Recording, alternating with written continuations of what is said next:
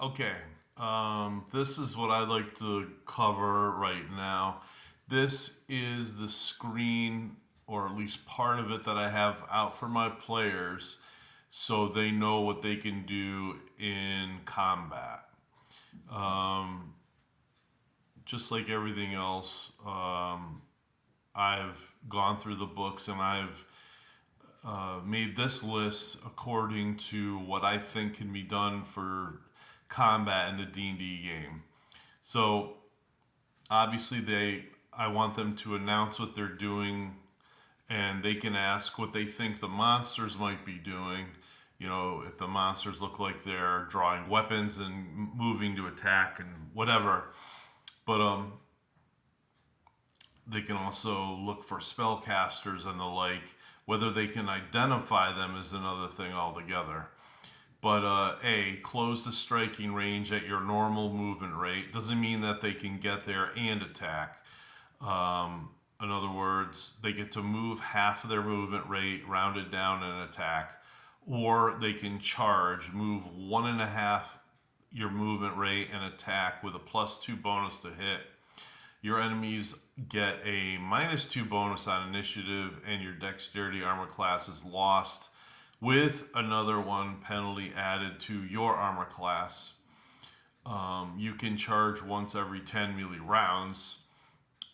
Chargers must move directly toward the enemy that they are charging. Chargers move first, even if losing initiative. This gives anybody being charged an opportunity to either sidestep or get out of the way if they wish. Number two, I just want to say too, obviously, if they can move up to an opponent and not get to attack if they move more than half their movement rate. Retreat. At any time you choose to retreat, enemies can attack your rear armor class at a +2 bonus to hit your rear. Withdraw. Move back 3 squares or 15 feet from an enemy and no attack. Your enemy may choose to follow if he can. This is a tactic used by party members when they're starting to hurt on their hit points. And an ally can either sidestep or slide into their position and take on the enemy. This actually is not used that often, but players, I don't know, they've got a thing about fighting to the death or till they get into the minuses. I never understood that. I have some humanoid races, if I think they're intelligent enough, do this to the party, and of course they get all upset. But that's just the way it is. You can exchange with an ally. Let's see. Jog and run. Jogging is double your movement rate. Running is triple. Either way, you can't attack. And like charge, you lose your dexterity bonus and receive a +1 armor class penalty. You must make a strength check to run. If this check fails, then you can only jog. Parlay. Attempt to reason with or bribe or just insult enemies. F. Brace for charge. Set spear-like weapons against charge. G. Strike. Attack with weapons to kill or subdue. That's your regular attack rolls. Grapple. Grab, pummel, hit, or overbear or knock down opponents. And then, of course, we use the Unearthed Arcana rules. For knockdown, I think that might have been actually a second edition type of rule, but again, we hardly ever use that. Usually it's somebody swinging at the legs or ankles of an opponent trying to get them to fall. Discharge missiles or magical attacks. We roll single initiative rolls on 10-siders, with lower being better. A 1 would basically be the same attack going off at the exact time that maybe magic missiles are being thrown at each other. Um, let's see. Missiles are usually fired first. Along magical attacks would actually be before that if they go off at the same time. Um, Otherwise, even before magical attacks, if anybody has psionics, that would be the fastest. Let's see. Otherwise, after all that is done, then I will have the fighters closest to the enemies to furthest make their attacks. J. Await actions of other party in effect, wasting your initiative. For 5th edition, they have, you know, you could spend your time waiting till somebody comes near, then you can attack.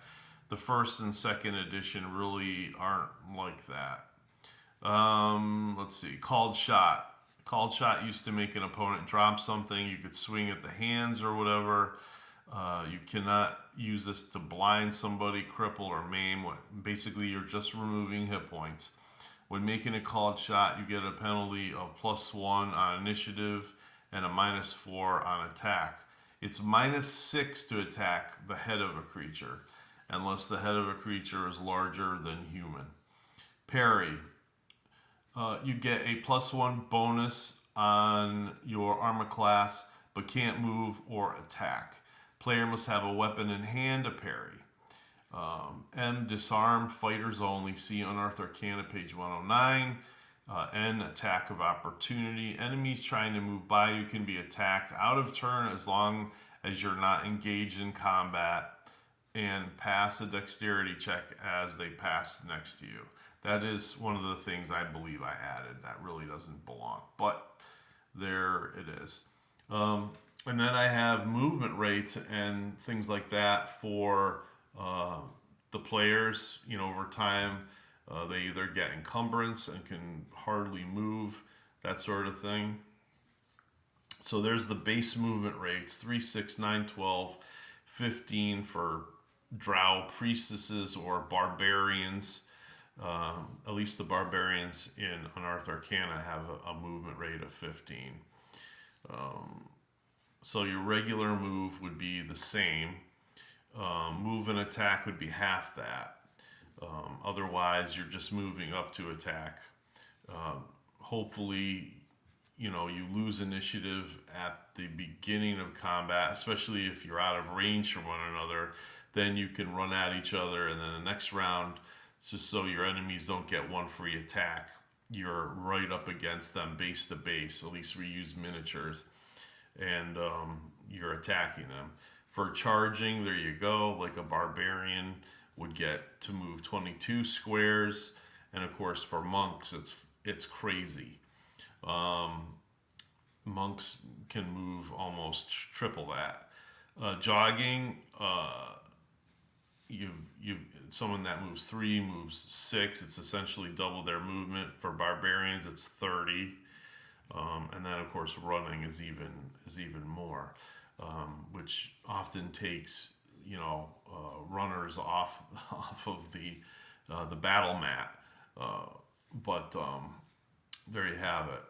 So there's all there's obviously other things you can do in a melee round. I suggest looking at the 2nd edition handbook, because there is a table there that tells you what you can do in a single round. In other words, you can say move half your movement rate, open a door.